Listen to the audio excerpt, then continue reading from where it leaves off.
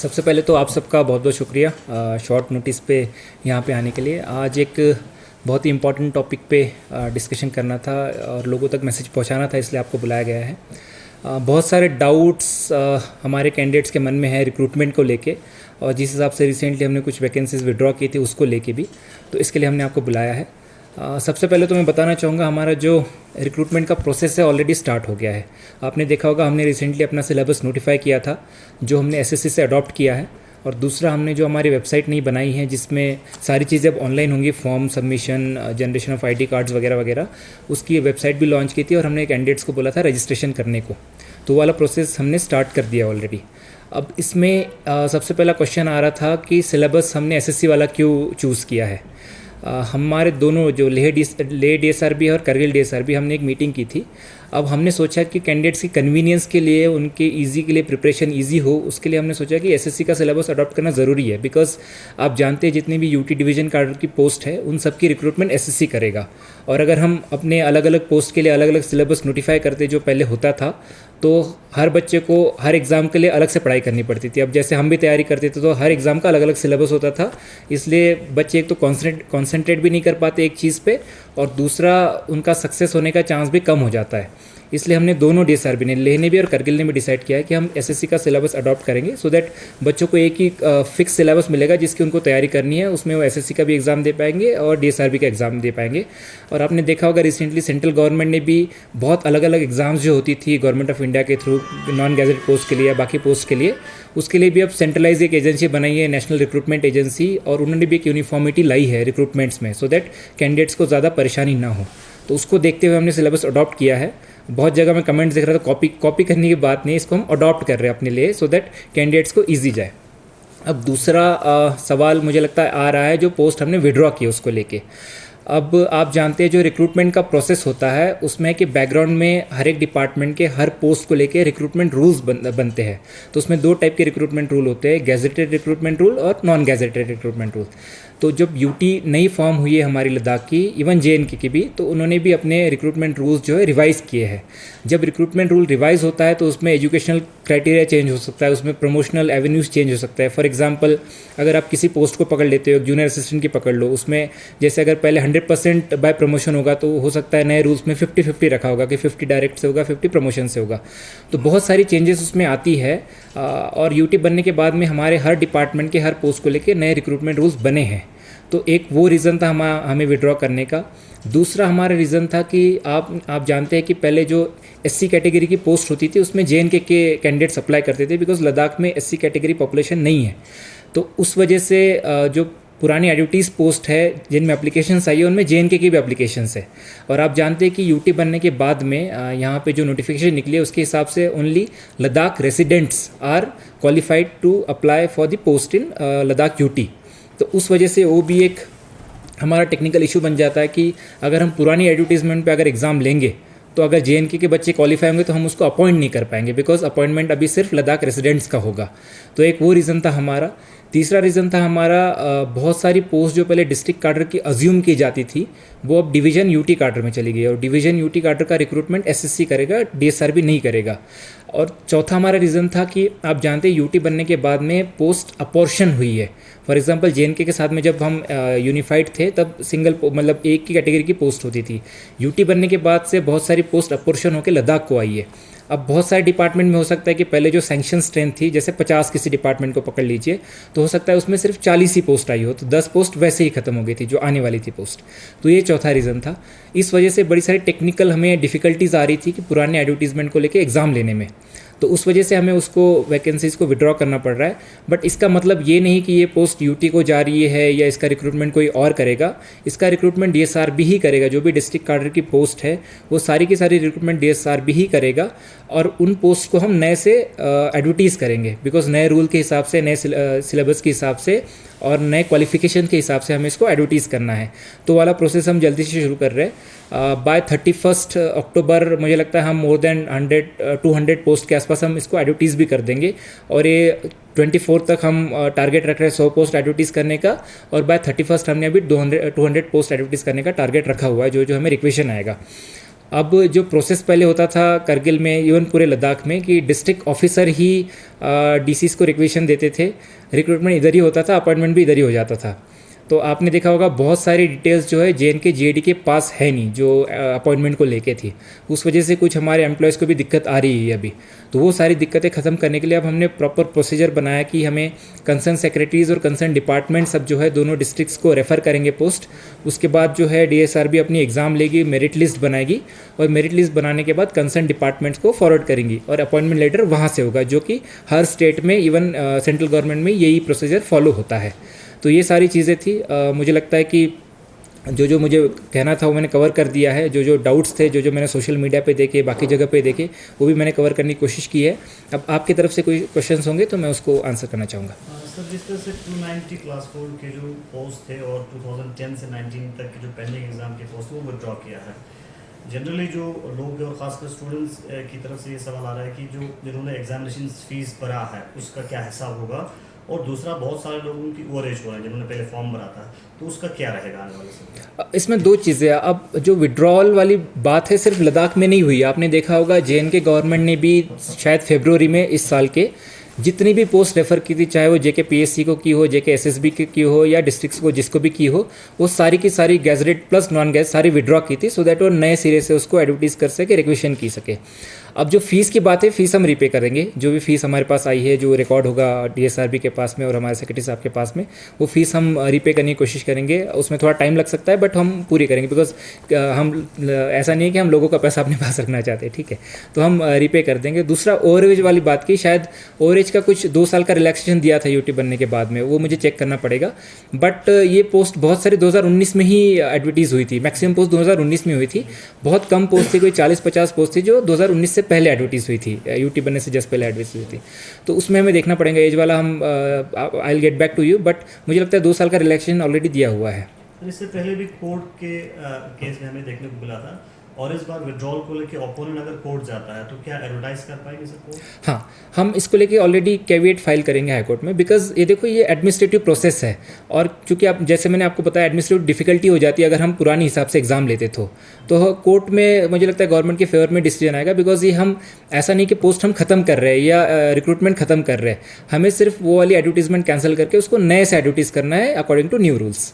Sir, application के बाद थोड़ा बहुत एक दो सवाल है sir. Ladakh full flesh union territory बनने के बाद DSRB जो है हम डिले भी कह सकते हैं या थोड़ा बहुत डिफॉर्म भी कह सकते हैं सर, क्योंकि जॉब क्रिएशन को लेकर अगर हम बात करें और साथ ही साथ जो पुराने पोस्ट है सर अभी तक पेंडिंग है सर जितने भी पोस्ट है, तो ऐसे चेयरमैन आपकी क्या स्टेटमेंट रहेगी, और साथ ही साथ आने वाले दिनों में जॉब क्राइसिस को लेकर सर, अनएम्प्लॉयमेंट को लेकर, यूथ को लेकर, अनएम्प्लॉयड यूथ लद्दाख स्मोक के द्वारा शायद मुझे लग रहा है सर आने वाले दिनों में लद्दाख बंद का कॉल भी दिए जाएंगे, तो आपको नहीं लगता सर इससे जॉब क्राइसिस जो है खत्े लद्दाख में देखने को मिलेगा? देखिए, जॉब क्राइसिस ऐसा नहीं है, बिकॉज जॉब क्राइसिस होता 2-3 चीज़ें हैं यहाँ पे। बिकॉज यहाँ पे इंडस्ट्रीज़ नहीं है, प्राइवेट सेक्टर नहीं है, इसलिए सारी की सारी हमारी डिपेंडेंसी जो है गवर्नमेंट जॉब्स पे है। दूसरा, UT बनने के बाद में एडवर्टीजमेंट नहीं हुई थी बिकॉज रिक्रूटमेंट रूल्स नहीं बने थे। रिक्रूटमेंट रूल्स इस साल ही सारे डिपार्टमेंट के फाइनल हो गए, और जैसे ही फाइनल हो गए वैसे हमारे पास रिक्वेशन आना शुरू हो गई। तो हमारे पास अभी तक 5 डिपार्टमेंट की रिक्वेशन आई है, अराउंड 152 पोस्ट की रिक्वेशन ऑलरेडी आ गई है, और नेक्स्ट वीक में ऑलमोस्ट मोर देन 150 पोस्ट की रिक्वेशन और आ जाएगी, तो ऑलमोस्ट 300 पोस्ट की आ जाएगी। इसके बाद में जो बंद का कॉल है वो तो दोनों ऑर्गेनाइजेशन को डिसाइड करना है, बिकॉज मुझे लगता है ऐसे टाइम पे पढ़ाई करना ज़्यादा इंपॉर्टेंट है बाकी चीज़ों में जाने से अच्छा। बिकॉज जो एडमिनिस्ट्रेटिव चीज़ें हैं, रूल ऑफ लॉ से सबको चलना है। ऐसा नहीं कि हम रूल्स के बाहर जाके या रेगुलेशन से बाहर जाके कोई चीज़ कर पाएंगे, तो रूल ऑफ लॉ से सबको चलना है। तो हमें थोड़ा टाइम लगे बिकॉज रूल्स फाइनल होने में टाइम लगा था, बट जैसे ही हमारे पास आ गया तो हमने प्रोसेस को इनिशिएट कर दिया है, और मुझे लगता है नेक्स्ट ईयर तक ऑलमोस्ट जितनी भी पोस्टें रेफर हो जाती है दोनों बोर्ड्स को, उन सब की रिक्रूटमेंट हो जाएगी। सर, DSRB डिस्ट्रिक्ट कैडर के पोस्ट के लिए ऑटोनोमस बॉडी है, और सिलेबस को लेकर जैसे आपने भी कहा, और जनरली स्टूडेंट्स की तरफ से भी सवाल उठ रहे हैं कि जनरल सिलेबस है और सब्जेक्ट वाइज सिलेबस नहीं है, और लद्दाख के कॉन्टेक्स्ट में सिलेबस में कुछ नहीं है, तो नहीं, ऑटोनोमस बॉडी के हिसाब से इस सब सिलेबस नहीं बना सकते आप लद्दाख स्पेसिफिक क्वेश्चन हम पूछेंगे। जैसे आपने SSC का सिलेबस देखा, उसमें जनरल अवेयरनेस है, तो ऐसा थोड़ी जनरल अवेयरनेस हमें बाकी कंट्री के बारे में पूछना है या ऑल ओवर इंडिया वर्ल्ड के बारे में पूछना है, रशिया में क्या ये थोड़ी है। हमें तो लद्दाख के बारे में हम पूछ सकते हैं। तो ऐसा, और अब UPSC का भी सिलेबस आप देखें, उसमें भी जनरल सिलेबस है, फिर तो वो भी बोल सकते हैं कि IAS के लिए अलग से सिलेबस बनाओ, IPS के लिए अलग से सिलेबस, पुलिस का सिलेबस क्यों नहीं रखते, या रेवेन्यू के लिए टैक्स का सिलेबस क्यों नहीं रखते। तो ये जनरल और नॉन जनरल की बात नहीं होती है, सिलेबस कॉमन है, यूनिफॉर्म, उसमें क्वेश्चन की डिफ़िकल्टी कम ज़्यादा होती रहेगी, जिस हिसाब की पोस्ट है उसके हिसाब से कम ज़्यादा उसकी डिफ़िकल्टी होती रहेगी। तो जनरल सिलेबस की बात नहीं होती है। अगर आप बाकी ऑल इंडिया लेवल के एग्ज़ाम्स भी देखोगे, बाकी एग्ज़ाम भी देखोगे, उसमें भी जनरली सिलेबस होता है। और यहाँ पे जो है हमें टेक्निकल एकदम पीएचडी स्कॉलर्स नहीं चाहिए होते गवर्नमेंट में ना, नहीं तो ऐसा क्राइटेरिया हम रखते हैं कि पीएचडी वाली सिर्फ एग्ज़ाम देंगे। इसमें तो कॉमन सेंस वाला बंदा आना है जिसको थोड़ा चीज़ों के बारे में पता है और सारी चीज़ें वो हैंडल कर पाएगा। अब फॉर एग्जांपल किसी बंदे ने एक पर्टिकुलर सब्जेक्ट में कुछ किया हुआ है और उसकी सिलेक्शन किसी और पोस्ट में हो जाती है, तो इसका मतलब ये थोड़ी कि वो काम ही नहीं करेगा इधर आके, वो बोलेगा कि मैं इकोनॉमिक्स ग्रेजुएट है तो मुझे इकोनॉमिक्स का ही काम दो, मैं बाकी करूँगा ही नहीं। तो ये चीज़ें नहीं होती। तो सिलेबस ठीक है, उसमें डिफ़िकल्टी कम ज़्यादा होती रहेगी और लद्दाख रिलेटेड क्वेश्चन उसमें पूछे जाएंगे। जो जनरल अवेयरनेस है, ज्योग्राफी है, हिस्ट्री है, उसमें Ladakh related, Kargil related question ही पूछे जाएंगे। सर इन दिनों स्कूलों में टीचर के क्राइसिस देखने को मिल रहा है सर, ऐसे डीएम आप इसमें किस तरह का रोल निभा रहे हैं? मैक्सिमम स्कूल में रूरल एरियाज में टीचर के क्राइसिस देखने को मिल रहे हैं, किस तरह से इसको देखते हैं और किस तरह से आगे बढ़ते हैं? Teacher crisis as such Kargil और पूरे लद्दाख में नहीं है, ठीक है। अगर आप ऑल इंडिया लेवल का रेशो देखोगे जो राइट टू एजुकेशन में दिया है, उसमें एक टीचर पे 30 बच्चे होने चाहिए। करगिल लद्दाख में एक टीचर पे 7 बच्चे हैं। अब फॉर एग्जांपल किसी स्कूल में 20 बच्चे, उसमें हम 4 टीचर देते हैं, फिर भी लोग बोलते हैं कि 20 बच्चों पे हमें 10 टीचर चाहिए। तो आप ये तो नहीं कर सकते। रिसेंटली हमने रैशनलाइजेशन किया था, जहाँ पे ज़्यादा रोल है उसमें हमने ज़्यादा टीचर दिए हैं। कुछ स्कूल्स में पीईटी की दिक्कत थी, जहाँ पे होने चाहिए वहाँ पे नहीं थे, तो वहाँ पे हम उस हिसाब से ऑर्गेनाइज करके पोस्ट कर रहे हैं। दूसरी रही बात शॉर्टेज की, जो लेक्चर की पहले शॉर्टेज होती थी, आपने देखा होगा हमने इस बार टेम्प्रेरी अरेंजमेंट एकेडमिक अरेंजमेंट में लगाया, तो उसकी शॉर्टेज भी नहीं है। अब दिक्कत आती है सब्जेक्ट स्पेसिफिक टीचर्स की, जो मैथ्स है, इंग्लिश है और साइंस को लेके। उसमें हम कोशिश करें कि जो समग्र शिक्षा में हमने टेम्प्रेरी अरेंजमेंट पे जो सीनियर क्लासेस में लगाए हैं, वैसे ही हम मैथ्स, इंग्लिश और साइंस को लेके स्पेसिफिक टीचर जो है हम छोटे क्लासेस में प्राइमरी या मिडिल स्कूल में भी लगाए, सो दैट वो सब्जेक्ट स्पेसिफिक वाली शिकायत कम हो।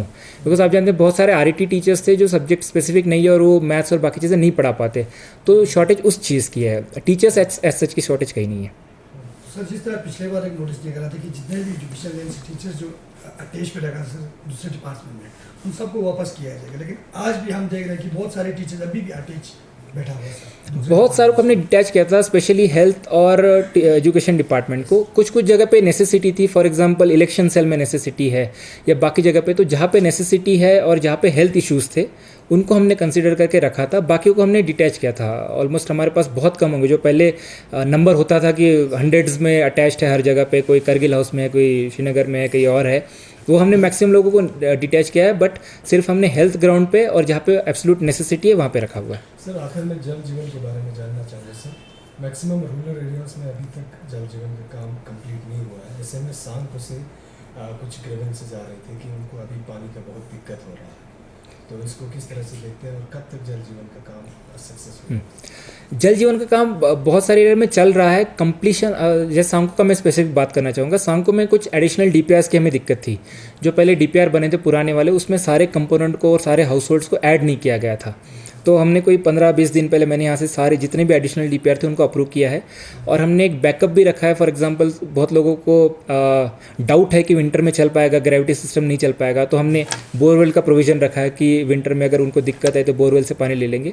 तो जो एडिशनल जो शॉर्टकमिंग्स थे ओल्ड डीपीआर्स में, वो एडिशनल डीपीआर में पूरी हो गई है और उसको जल्दी से टेंडर करके उसको हम इंस्टॉल करना शुरू कर देंगे। कुछ कुछ जगह पे फॉर एग्जांपल सोद में इस बार इतना इशू नहीं हुआ बिकॉज जेजेएम की वजह से नहीं हुआ। द्रास में हमारा बहुत सारा काम हो गया है। झंस्कार आप देखोगे, झंस्कार में ऑलमोस्ट मोर देन 80% हमारा काम हो गया है, एफएसटीसी प्रोवाइड हो गया है, तो मैक्सिमम जगह पे काम हो गया है। सांको में थोड़े इश्यूज थे ड्यू टू एडिशनल डीपीआरस, तो हमने वो कर दिया, ऑलरेडी अकॉर्ड कर दिया है और उसको लगाने का और इंस्टॉल करने का काम शुरू हो जाएगा। लास्ट सवाल होगा सर, विंटर काफ़ी अप्रोचिंग है सर, अरेंजमेंट को लेकर थोड़ा बहुत ब्रीफ करूँगी। साथ साथ सडन स्नोफॉल की वजह से काफ़ी दिक्कतें आ रही है सर, स्पेशली स्टूडेंट्स की बात करें, पेशेंट्स की बात करें, तो अल्टरनेटिव हेलीकॉप्टर या ऐसा कुछ इंतजाम किए कि सर थोड़ा बहुत पब्लिक आवाम जाना जी। विंटर को लेके ऑलरेडी 3 मीटिंग्स हमने कर लिया। ऑनरेबल एलजी साहब के चेयरमैनशिप में एक मीटिंग हुई थी, एक मैंने खुद ने ली थी और रिसेंटली सी साहब ने मीटिंग ली थी। इसमें मुझे लगता है पहले जितना दिक्कत होता था उतना अभी होता नहीं, बिकॉज लेट रोड बंद होता है और जल्दी रोड खुल जाता है। दूसरा हमारा एयरफोर्स की शॉर्टेज चलती रहती है और तीसरा हेलीकॉप्टर की शॉर्टेज चलती रहती है। हेलीकॉप्टर का आपने देखा होगा शेड्यूल हमने कल ही नोटिफाई किया है, श्रीनगर जम्मू की फ़्लाइट्स नोटिफाई हो गई है ऑलरेडी। जो जोजिला पे था आज ऑलमोस्ट क्लियर हो गया, तो हमने डाउन कॉन्वॉय छोड़ दिया है। अब कॉन्वॉय शायद 1-2 बजे अब गाड़ी आना भी शुरू हो जाएंगी, तो हम और मशीनरी इक्विपमेंट आपने देखा होगा कि बहुत सारी मशीनरी इक्विपमेंट हमने हर जगह डिप्लॉय करके रखी है ऑलरेडी। तो जोजिला पे हमने रिकवरी वैन्स डाल के रखी है, डंपर्स रखे जिसमें मिट्टी है ऑलरेडी, बिकॉज अगर स्लिपरी कंडीशन होती है तो उसको सॉर्ट आउट करने के लिए JCBs रखी है, और BRO की अपनी मशीनरी वहाँ पे डिप्लॉयड है। तो जोजिला हमारा प्राइमरी फोकस है। तो उसमें जब स्नोफॉल चलता है हम तब ट्रैफिक अलाउ नहीं करते due to chances of skidding की दिक्कत ना हो, पैसेंजर किसी को एक्सीडेंट वगैरह ना हो, तब नहीं छोड़ते। बट जैसे ही बंद हो जाता है क्लियर करके हम वहाँ पे अलाउ करते हैं। दूसरा पेंजिला वाला एक्सिस भी, वहाँ पे भी मशीनरी डिप्लॉयमेंट और बाकी चीज़ें हो गई है। इस साल आपने देखा होगा रफली कोई 7-8 दिन के लिए बंद रहा होगा पेंजिला, बट ऑलमोस्ट खुला था पूरे विंटर भर। तो इस साल भी हमारी कोशिश रहेगी उसको खुला रखने की। इसके बाद हमारा जो राशन का है, राशन ऑलमोस्ट हमें हर जगह पहुंचा दिया है। नेक्स्ट मार्च तक हमने डंप करके रखा है अलग अलग स्टोर्स में। केरोसिन का थोड़ा इशू था संस्कार में, केरोसिन का टैंकर भी हमने अभी भेजना शुरू कर दिया है। हमारे जो कोऑपरेटिव सोसाइटी है उनका भी almost winter stocking more than 50% हो गया है, और by end of this month almost 100% stocking हो जाएगा। फ्यूल का भी ऑलमोस्ट हमारा जो यहाँ पे करगिल फिलिंग स्टेशन है वहाँ पे सारा डंपिंग हो गया है। संस्कार का डंपिंग चल रहा है, तो भी 31 तक हम पूरा कर लेंगे। इसके बाद संस्कार में फ्यूल का थोड़ा सेविंग करने के लिए हमने उनको डायरेक्शंस दिए कि जो फ्यूल है सिर्फ पर्सनल व्हीकल्स को वो देंगे, ना कि कॉन्ट्रैक्टर्स को और बड़ी मशीनरीज को। कंसर्न डिपार्टमेंट को हमने बोला कि आप अपने लेवल पे अपनी खुद की जो स्टॉकिंग करके रखो, सो दैट आप पेट्रोल पंप से वहाँ से फ्यूल ना उठाओ। तो जैसे मैकेनिकल को ज़रूरत होती है, हमारी पावर डेवलपमेंट डिपार्टमेंट, बिकॉज वहाँ पे DG सेट चलते हैं, तो उन्होंने ऑलरेडी अपना अपना फ्यूल स्टॉक करके रखा है। और हमने मर्चेंट एसोसिएशन के साथ भी मीटिंग्स करके उनसे भी रिक्वेस्ट की है कि नेक्स्ट मार्च अप्रैल तक का अपने पास सामान स्टॉक करके रखे। इसके बाद यहाँ पे कुछ कोल्ड स्टोरेज है, उनसे भी रिक्वेस्ट की है। और जो स्पाइस जेट और बाकी कार्गो चलेंगे उसमें UT एडमिनिस्ट्रेशन सब्सिडी दे रही है, सो दैट सामान यहाँ पे विंटर में भी आ सके। Thank you. Thank you.